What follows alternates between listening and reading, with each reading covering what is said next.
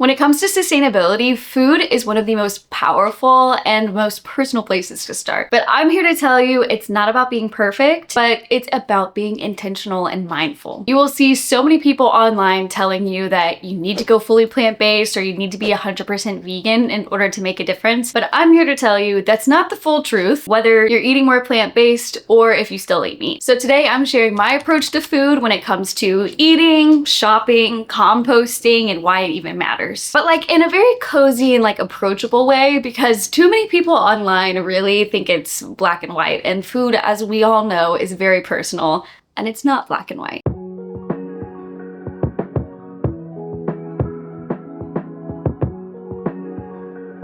Believe it or not, our food choices impact everything from our wallets to the planet. But the goal isn't to be perfect, whatever perfect looks like for you. It's about making small changes that matter and add up in the long run, and also creating habits that you can actually stick to when it comes to food. I've been pescatarian for a while now, which means that mostly I eat plant-based with a little bit of seafood sprinkled in here and there. Like maybe I eat fish once to twice a week, and the rest is vegetarian. However, I am married and my husband does eat meat, which I know is the case for so many people, is that one person is plant-based and the other person still eats meat, which I feel like sounds complicated, but really we've nailed down the perfect little recipe and methods to cooking dinners and cooking food together to where we both eat a really great meal that satisfies both of us. And sometimes that's about just getting creative with how you look at meal prepping and meal planning. There's actually a creator on TikTok that does a really great job at introducing what this looks like in a really realistic way, that you can have like the same food, but like one has chicken and the other might have tofu. I'm vegetarian and my fiance is not, and this is what I'm making for dinner. I actually already did a video on this a couple months ago, but it's so good that I have to do this again. He's doing ground beef and I'm doing this plant-based beef. This is my absolute favorite. So good. It's not too meaty, which is nice. I currently have my potatoes boiling in salted water. Someone commented on the last one that it'll get crispier if you boil it before air frying it, so we'll see how that goes. I also have his beef over here, and then I'm just gonna season with the same thing. So this is taco seasoning, smoked paprika, garlic powder, and some water. And then we're just gonna cook this down a little bit. Okay, potatoes are done. I'm just adding some olive oil, salt, pepper, smoked paprika, and garlic powder. And then in the air fryer it goes to crisp up a little bit. Okay, for the sauce, I'm gonna do like a avocado, lime, sour cream type of thing. Sour cream, avocado, lime juice, salt, and then blend this all up. Yum. So good. Potatoes are nice and crispy. I'm just gonna put some shredded cheese on top of them and then put them back in the air fryer to melt the cheese. Like that. Potatoes as the base. This is my beef and his beef.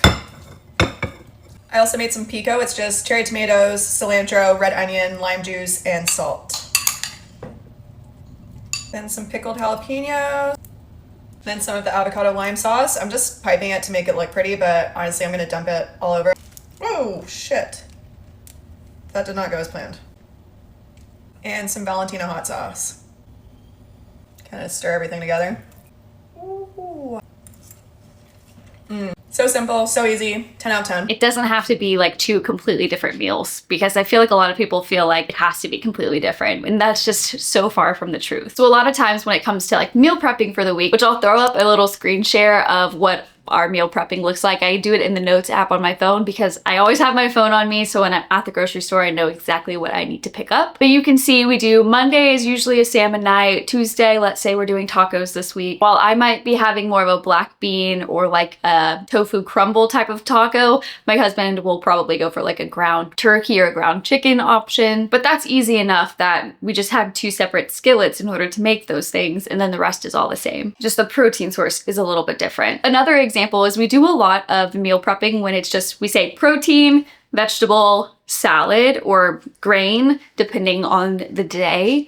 So if that's the case, then I know we're gonna eat both broccoli and we're both gonna have rice and we're both gonna have like a little side salad, but our proteins are gonna be a little different. And you'll even see on our meal plan, he still eats plant-based every once in a while. Like if we do a tofu dish that's like maybe a crispy tofu with broccoli and rice, kind of peanut sauce on top, he'll just eat the tofu. He doesn't always have to go for a meat if he knows he's gonna be full from whatever the vegetarian vegan option is. And I've been really lucky. He's been really open to trying new foods and eating differently and more plant-based. I know not everybody has that luxury, but I'm just saying it is easy enough to balance a different diet when somebody else you're living with may eat differently from you. Like, there are ways that you can get creative and find base recipes that work for everybody, but maybe the protein on top is just a little different. Let's say that eating more plant-based is just out of the question, not gonna happen. Another thing you can do is vote with your dollar. Just like actual political voting matters, you can also vote in a way that shows brands and companies what you're looking for as a consumer. Supply and demand, as simple as that. So instead of buying maybe dairy milk, maybe you pick up the plant-based milk option. Maybe you're able to afford and can pick up some organic produce instead. I think this is really valuable, like in the snack section aisles of a grocery store. There are some really cool snack brands that are up and coming that have really cool environmental initiatives. Either they invest in regenerative farming, or they're carbon neutral, or they're a B Corp. Like, there's a lot of different things you can look for. But I think that's a perfect opportunity of opting for a brand that you know has some sort of planet aligned value versus maybe the more conventional option. I love that every purchase is a tiny little vote for the kind of world that we want to live in. And those votes do add up. My example I always give in like the milk aisle, if you look now, there are so many different kinds of plant-based milk sitting right next to regular dairy milk. But if you would think back to 10 years ago, that was not the case. Like, originally it was soy milk or maybe a rice milk for people who had like lactose issues and couldn't digest it, or a dairy allergy. And then all of a sudden people became really into almond milk. So almond milk started increasing in sales, which then led to people looking for other sorts of alternative milks that weren't just almond, soy, rice milk. Then we got the beautiful oat milk, which is super common now. And then from there, we've gotten things like cashew milk. I'm pretty sure I've seen like pistachio milk, macadamia nut milk, coconut milk. There are so many different options now. And that would not be the case if it weren't for people opting and choosing for more plant-based milk options, which led companies to see that and be like, well, if people really like almond milk, well, maybe they'll really like oat milk. And we do. So even though it doesn't feel like a very big vote, it's a very tiny vote, and the votes do add up. Speaking of shopping, it's really important to support seasonal and local produce. We live in a really cool world now where we can go into the grocery store and buy any sort of fruit or vegetable that we're thinking of, no matter what time of year. But just because we can buy it, it doesn't mean it was sourced from a place nearby. A lot of times things like fruit that should grow and be harvested in the summertime is actually shipped from other countries and have traveled just so far a distance in order to get into your local grocery store. But it's easy to forget that because all we see in the grocery store is, oh, here's some strawberries and I'm craving strawberries. However, if you focus on buying things in season, you're more likely to be supporting local farmers and local businesses around town. Now, I live in Texas, so what's seasonal in my area is going to vary because it's like very hot and humid here. But here is a generalized graphic I found on the internet that tells you what produce is available during what season. Another way you can do this is not just by shopping at your local grocery store, but you can also go to local farmers markets. And if you're super lucky, you'll have the actual farmers or a representative from a local farm. They're selling their local produce right then and there, and you can pick it right up. You can ask them how it's grown, if it's organic, or how far away the farm is, or any detail you could possibly know. Usually they know the answers to that, which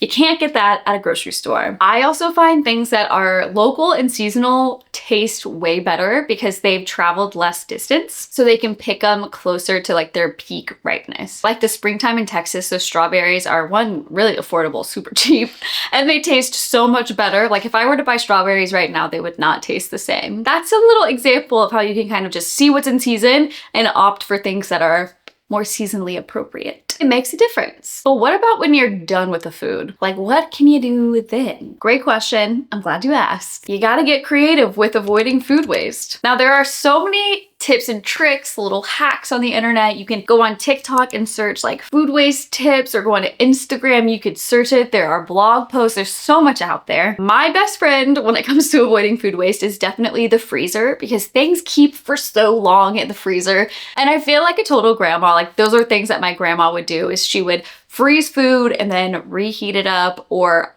defrost it whenever she needed it again. And I don't know, my parents never really did that.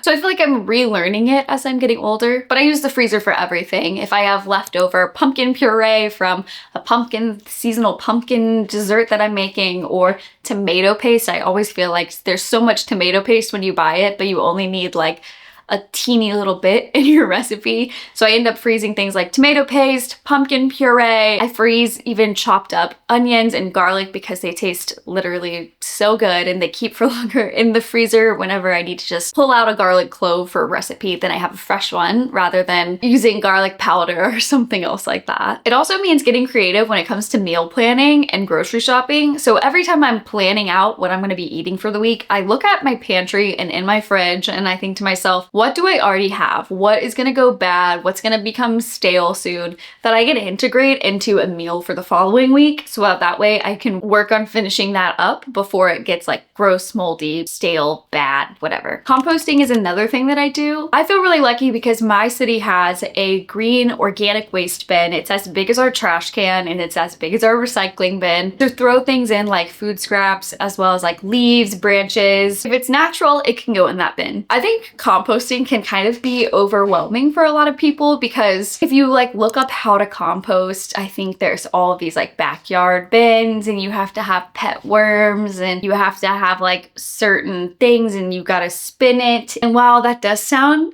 intriguing, I don't think I'm ever gonna be the kind of person to have an outdoor compost. I just don't think that's something that I'm excited about to dedicate time to doing. However, because my community has the organic green waste bin, I can still participate in composting in a way that works for me. I just have a small countertop bin that I put any sort of food scraps in, and then once a week I take that little bin out to the big green bin outside and I throw everything in there, and then the city takes it away and I do it all again the next week. However, for so many people, that is not the case. Like, I did not grow up in a city that had that sort of bin or had that sort of program. But what I have found is that there are some really cool small businesses of people who do a similar thing. You pay a small fee and they drop off their own sort of like bin for you to put food scraps in. And then once a week, they'll come pick it up and take it away. And usually for those small businesses, they'll even give you like the organic compost once it's all been processed and made into like earthy, rich compost for like your garden bed. I have not tried one of those before, but I've heard so many great things. A lot of my friends have used them and have nothing but really great things to say about it. So it's definitely worth looking into to see if there's something like that near you. Ever since I started composting, it's made me realize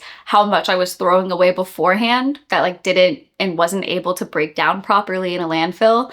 And it makes me really thankful. It's one of those little things. Like, it takes me like not a lot of extra time in order to separate food waste from like actual trash and putting them in the dedicated like correct bin that they should belong in. And it's amazing to realize like how much less trash we throw out every week just by separating the two, all with a little routine habit change. At the end of the day, sustainability is really about awareness. And like I said, food is so personal. Everyone's gonna have different things that they're willing to do and habits they're willing to change. And maybe there's some things you're not willing to change, and that's totally fine. It doesn't have to be a black or white, right or wrong way of doing it. The point is finding small changes that you're able to stick with that do make an impact. So this week, I challenge you to choose one habit change to implement into your food routine. Whether it's picking up different kinds of groceries and supporting different kind of snack brands that I talked to you guys about, whether it's looking in to see if your city has some sort of compost program, or even getting creative with your meal planning to avoid food waste of foods that you bought last week that are on the edge of going bad. There are so many options out there, and while you could do all of them, you could also do just one of them, and it would still make such a big impact. Everything I talked about in today's video, I actively do every week. So if you have any questions, let me know in the comments below. And if you like this kind of video, let me know. Give it a like. Let me know in the comments if you want to know more about how I eat or how I compost or any of that kind of stuff. I'm happy to totally talk about it more. So like the video, subscribe for more, and I will see you guys in the next video. Bye!